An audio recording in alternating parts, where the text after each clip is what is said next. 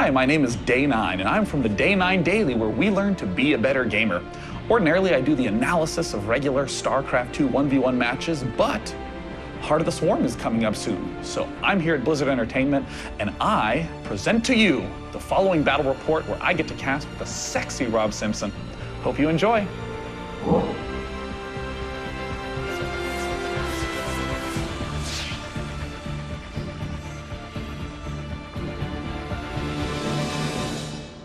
Hello, my name is Sean Day9 Plot from Day9 TV. And I'm Rob Simpson from Blizzard Entertainment, and today we are going to be watching a very special StarCraft 2 match from Heart of the Swarm. Now, it is important to note that this is a development build of the game, so all of the balance and all of the units that you see here are not necessarily final. But we still get the chance to see those sick new units in action and how the strategies of old collide with the strategies of new. We have a Zerg versus Terran, and let's take a look at the map at the start. We have the natural expansion right outside the front with a pretty wide choke leading to a third base. And then right after that here on Howling Peaks, you're going to see that it actually moves into a relatively open center of the map as well. There's lots of really big wide open areas to take advantage of all those new units. The Zelnaga Tower here to check out the back door entrance to see if there's any sneak attacks. And this collapsible rock tower is an interesting formation. If you destroy it, it closes that path that has a little bit of rubble, the exact opposite of destructible rocks. Now, once those rocks do fall over, they will turn into destructible rocks, so it is possible to open that pathway once again, should you so choose. And we're seeing the back door entrance to the natural expansion leading all the way up to the Terran base. The basics of this map would be a big map with a lot of different attack paths and no real clear focus on the center. You can easily swing around to all the backsides. Right, that's right. On this map, you are going to have to be sure to have eyes on all sides of your army. Now, at this point, it's significant to note that the new units tend to be pretty late on. The Terran is largely factory-based. The Zerg has some late layer tech, but mainly new hive tech. So in other words, the opening stage of the game is going to look a lot like Wings of Liberty. That's right, and here we can see the Zerg player already laying down his expansion down at his natural. Nothing's going to be quite different. Obviously, we don't see him rushing gas or going for any sort of new crazy tech. Yeah, and likewise, down in the Terran base, we're seeing a pretty standard barracks followed by gas opening. It looks like the Zerg did throw down some extra drones before throwing down the pool. So this is a way to get a little bit more economy before you start building those units. Can consider to be somewhat of a risk unless you are baller enough to hold off all that early pressure with drones. And now back over here on the Terran side, we do see that he has just about finished up that tech lab. And his orbital command is also just about to wrap up as well. Now, he's opening with a Reaper. Yeah, you know, the Reaper expand is a really common play. You get the Reaper out very early. It takes a lot of gas, but not really any minerals.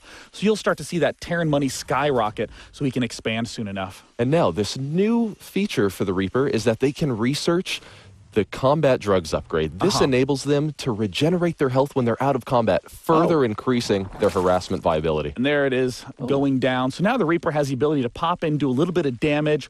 Those queens with their extra range can start to pick them off a little bit too easily unless you get that combat drugs upgrade in there. The Reaper has picked off the drone. A second gas geyser has gone down, and there is Reaper number 2 coming out. So it looks like an aggressive opening from the Terran. That's right. And so as we see the Terran player now start to move that Reaper across the map, you can see that the Zerg player is moving along very standard, as we've seen before, always going for double queens because you still want to keep up on all of that larva production. Yeah, there's no big drastic change where suddenly Zerg don't value larva and expanding. Zerg is always Zerg, but always has to worry about this exact kind of threat.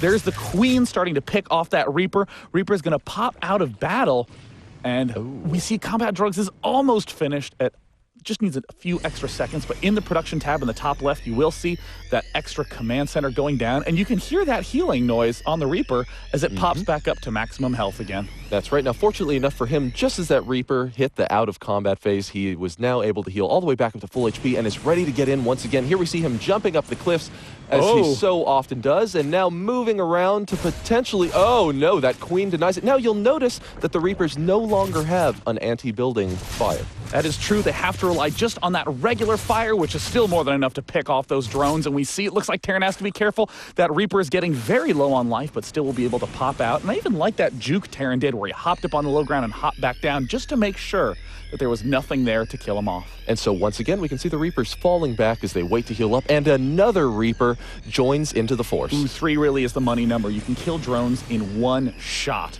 with all 3 of them. So now, while the Terran's doing all of this, you can see down on the mini-map, Terran has taken an expansion, and Zerg is still just scrambling to make sure that he can deflect this type of onslaught. Well, now, fortunately enough for the Zerg player, he is already repositioned with those queens down at the natural, because otherwise he would have easily been able to swing around there and harass those drones. Now, at this point in time, Zerg is playing in a very normal Zergy way from Wings of the Liberty, just making queens, getting that 3rd hatchery up very early that you see down right there. Huge focus on larva, very much so a Dong Ray Gu style of Zerg vs. Terran. That's right, because as always, getting your macro as strong as possible early in the game is obviously going to pay off, and now we have the Reapers moving around and one-shotting those drones just left and right. The queens are a little late to the party. Oh, one of the Reapers go down. Will the other 2 be able to escape? No, one more goes down as well. And the unscathed Reaper makes it out just barely. And even though it looks like Terran might end up losing all these Reapers, did a huge amount of drone damage. And whoa, drones not quite swift enough to pick off that one Reaper. And at this point in time, though Terran lost those Reapers, he got the chance to see absolutely everything going on in the Zerg's base. And now, at this point, at the 8-minute mark in the game, we see the brand new unit in production, the Widow Mine. Oh man, and these Widow Mines are such a valuable asset to the Terran force. Looks like we will get the chance to see the Widow Mines moving through the center of the map. And I mean, as you're talking about, Rob, the Widow Mine, it really helps shut down attack pathways. Yes. These Widow Mines are like manually controlled spider mines from StarCraft 1. You burrow them, and when a nearby unit pops up, you can see that radius where they will attach on, and 10 seconds later, detonate, killing everything nearby. That's right. So the Widow Mine is a great interim solution until you're able to establish that space control with your siege mode on your tanks. And now we can actually see the Reaper. It's looking like he's trying to bait out the queens. The queens are getting just a little too close. And there, it's been nabbed, and it looks like 10 seconds will pass before that one queen detonates. And the other queen got nabbed too. And see you later, Queen 1, as they continue to try to add creep. They too will go down. So very nice emergency creep spread with 10 seconds left to live. Right, just trying to get any additional mileage out of those queens that they possibly can. And now we can see that the Zerg player has just double expanded, moving on to both his 3rd and his 4th base. And the Terran player is starting to scan to retake his control of the map, but unable to kill those creep tumors in time. And in the meantime, I'd like to note that the Widow Mine is produced out of the regular old factory, so a reactor factory can produce them 2 at a time. That's right, and they only cost 75 minerals and 25 gas, so relatively cheap. And they're also cheap on the supply count as well, only requiring 1. Yeah, that's a huge step up from the Hellions that required 2. You can get them out quickly because they build fast, but man, do they force you to make a lot of supply depots. And now the Terran player is staying active on the map with his Reapers, and now back over here in the Terran base, he's now starting to move out for his 3rd, and now we can see the Hellions. They were just in their battle mode and have now switched back into Hellion mode to move across the map faster. Now, when they're in battle mode, they have 50% extra HP. And they also fire in that wide cone. They're a lot better in direct engagements, but the good old classic Wings of Liberty Hellions, still excellent for these harassment maneuvers. Being able to pick off all these units, he has to be careful. There's the Zerglings now surrounding. A great surround on that creep. I really think Terran might have to go switch into battle mode to engage those Zerglings effectively. Oh, wow, that would certainly help him if he's going to stay out there. But, it's looked like he's been deterred enough to fall back into the 3rd base. And now we can actually see another new Zerg unit being created in the production tab. Swarm Host is one of the new Zerg units, burrows under the ground and unleashes locusts 1 at a time, very much so like Broodlords launch the Broodlings, and we see that research up there allows those locusts to live a little bit longer, and wow, a really fast hive tech really to make use of those brand new Swarm units. And now we can see, once again, Terran players staying very active with those Hellions and moving up into that 3rd base. Just as the Spine Crawler finishes, but the pre-igniter upgrade is finished, and he is just frying those drones. They don't even need to be lining up. And it looks like he will just roast as many drones as he can anyways. A lot of economic damage done to that top left expansion. Queen's Spine still have very long range. Looks like these Hellions will be deflected. Finally get picked off, but I mean, as you can see, the big theme of Terran is that with all those new factory units, the Widow Mine, the Battle Mode Hellion, and of course the Warhound that we have not gotten the chance to see, all that makes mech play very viable. And now we see, so 3 swarm hosts just popped out for the Zerg player. These are units that you're going to see move across the map and burrow and produce those locusts, just as you'd mentioned before. And the locusts are essentially free units. They don't cost anything. They don't cost any supply. They do live 15 seconds. They can get bumped up to 25 seconds with that special upgrade that we just saw finish up at the Infestation Pit. But they're excellent long-range siege weapons. And there's a swarm host popping out right now. And man, this Zerg is expanding very, very aggressively. That's right. Back down in Terran land, we can see that the Terran player is kind of ready with his siege line down here. Just as you've seen before, you always use those tanks to establish that space control. Now we have one of the Battle Hellions moving out. Oh, and those swarm hosts all burrow, and oh no. That lone Hellion is just dismantled by the Locust. But we can see just how useful those Locusts are at potentially absorbing siege tank fire. And you can see that they are beasts. They absorb so much damage and deal so much damage. And there it looks like the Widow Mine's trying to step into position. Zergling's trying to pick them off, and the Locusts almost get all of them, but one Widow Mine does attach, and it looks like Zerg will have to rearrange burrow. And we see as that time elapses, Kablooey, it goes down. Oh, just barely able to pull it out of there. Now, he tried to get a couple extra locusts, but just wasn't able to get it out in time. Yeah, you can see that those Widow Mines are definitely high risk, high reward. If you get in there and pick off a unit, you feel great. But if you hop in and lose all of them, you just wasted a ton of money. Ooh, now we just got to see that cute new creep tumor animation. Makes him look all slimy as the creep grows out. Oh, man, and now we have all the Battle Hellions trying to get through there, and in come the Locusts, and getting in a few of those hits, but not really able to finish those off. That huge cone of damage from those Battle Hellions is just so massive when you're able to do that slow push into the Zerg army. Swarm hosts now falling back, and there is the brand new Zerg unit, the Viper. Right now, what they are doing is chewing on their own buildings to regenerate energy. It's a great way to sap the life from units that really won't be taking any damage, from buildings that won't be taking any damage soon. So that way you can get energy to do some of those new abilities that we'll get the chance to see in just a moment. And there's a duct picking up one of the siege tanks and taking it down, but here comes a huge pack of Widow Mines. Oh no, and all the Widow Mines are getting in. They may be able to burrow in time. Oh no, the Zerg player is not going to be able to get away from those. And they all latch on, and it's just a matter of time until that army is gone. And there we see 2 of the swarm hosts running away. The rest die immediately, and a huge swing of supply. Oh, yes, that is the carnage that Widow Mines can be. As you can see, as long as they're able to get out there and burrow and attach to a target, the reward can be wonderful. And now we see the slow-moving mech army, the Battle Mode Hellions with their 45 extra life and their huge radius of damage. Now moving forward with the siege tanks. No Warhounds out on the map, still relying on that classic anti-mutalisk unit, the Thor. Wow, and now you'll see a slightly different army composition than we have currently in Wings of Liberty. You can see so many Hydralisks out there, and now here they are relatively quickly moving across that ground.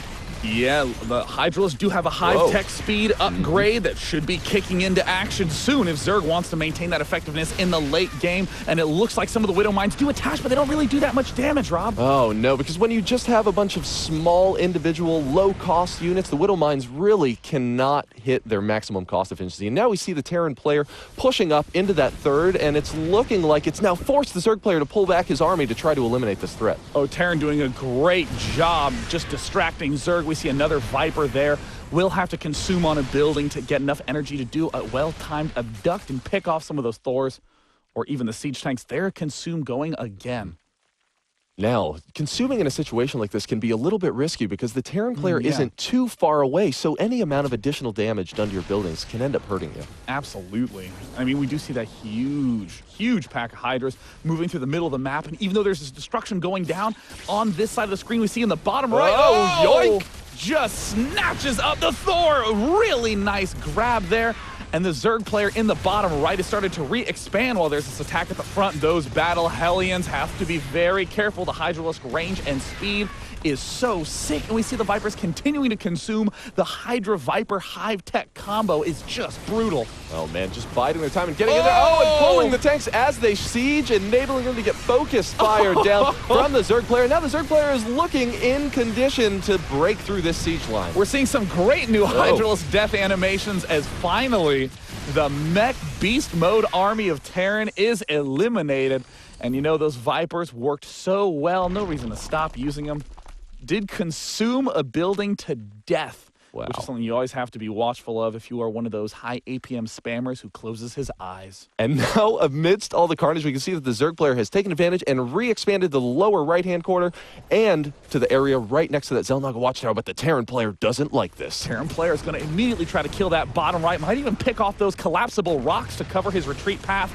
We see those slow Hellions should definitely go into fast Hellion mode if they want to catch those drones, but no, Terran opts to keep that army nice and tightly packed together. Does not want to run the risk of getting caught off guard after losing his whole army to that Viper Hydra combo. Oh no, and now we've got the Zerg player just scrambling to try to get any semblance of his army down to there. And right now, this base is just so saturated. If those Hellions would make it in there. Look at the speed of those Hydralists. They're like rocket ships.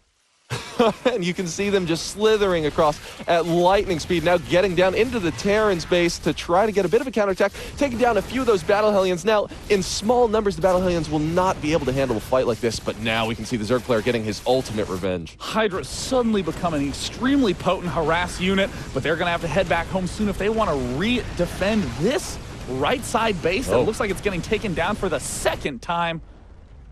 Both players in a crazy, crazy series of base exchanges. That's right. Now we actually have the Terran player both pushing up through the center of the map as he clears off what few threats are at his base. And we also now have him establishing a siege line in the middle, and there are only Hydralists trying to fight up. Oh, but in comes the Abduct. Just snatching up those siege tanks one at a time, really knocking down the damage-dealing mixture of that force. No Infestor Broodlord necessary. This mobile early Hive Tech force is relatively cheap on the resources, and as you can see, cleans up a mech army quite well. Oh, and now the Zerg player getting out here. He's going to land down that expansion. And he's also expanded up to the top left corner of the map as well. The Terran player has largely lost his map control at this point in the game. He really doesn't have an active force to be moving around. Oh, and the Hydras once again dealing a bit of damage. And this is the interesting aspect of these new Hive Tech units. The traditional Zerg players going for Infestor Broodlord, a slow army that has to stick together, meaning the Terran can counterattack, mass expand, and there's not that much Zerg can do. But now, with the speed Hydras, the fast-flying Vipers, Zerg can be in so many different places at once, expanding on opposite corners of the map. It is the true Swarm Zerg.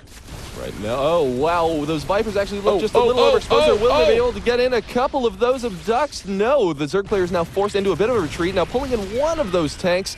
Oh yes, now just as you mentioned before, both the Zerg speed combined with their ability to make their opponent uncomfortable is really just so strong. And we're seeing another counterattack, just as you're saying, going on at the left expansion while these Hydras are denying the right. I mean, the Hive Tech Zerg is suddenly hyper mobile, and we even see some Ultralisks in production with their new Burrow Charge upgrade. Those tank lines will be busted in no time. Oh no, those Hellions realize their mistake of engaging. Oh, a couple more tanks pulled directly into that Hydralisk army. And now it seems like the Terran player has been dismantled. Terran losing that bottom base, we see deciding to go for a counterattack force up at the top left. The mech so much more mobile with this new mixture, allowing those Battle Hellions to lead the charge with their extra boosted health, clean up the front lines.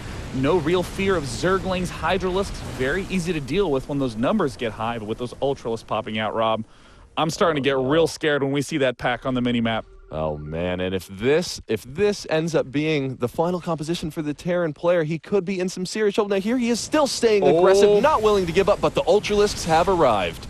The Ultralisk with that Burrow Charge upgrade, cannot wait for that to blast down that line of tanks. Going to be extremely effective as it allows the Ultralisk to get right up underneath the tanks and knock all those units back. But still, even if you can take out the mech army, what angle do you go for? He's just going to go straight for the counter. Why kill the army when I can kill your base? And now we can see the Zerg units are just flying around the map, absolutely destroying the undefended Terran base. And the mech units look like they're doing the only thing they can. counterattacking along the top side. Not enough time to return back home. The tanks siege up. Hydralisks still in production. Zerg in usual Zerg style, expanding across the entire map. Terran running low on expansions. This attack is the last-ditch effort. Oh, and in come those Ultras now, bringing them back from across the map. Now that he has a couple additional Vipers in there and those speedy Hydras, he is closing in for the killing blow. And as he's moving up, he has to position this very carefully. The mech army still extremely good in these large numbers. He's abducting, pulling tanks away from the front lines. There's the Ultralist charge underneath the ground, allowing them to plow directly up to those tank lines, pulling those last two siege tanks back away, reducing the full damage output. And the Ultra Hydra Viper army, mobile, speedy, can be in so many places at once. And here comes the Zerg player now, just regathering his forces once again, producing yet another wave of all of those Hydralisks. Oh man, look at the damaged economy. And there's the Hydralist, Ultralist armor. Oh, popping that up, charge. scaring Rob. And now it looks like ripping apart this front line of units. Hellions do manage to cook some, but there's the good game. Zerg takes victory today. So we hope you got the chance to enjoy this new showcase of strategy and units in Heart of the Swarm. I'm Day 9. And I'm Rob Simpson. Thanks for watching.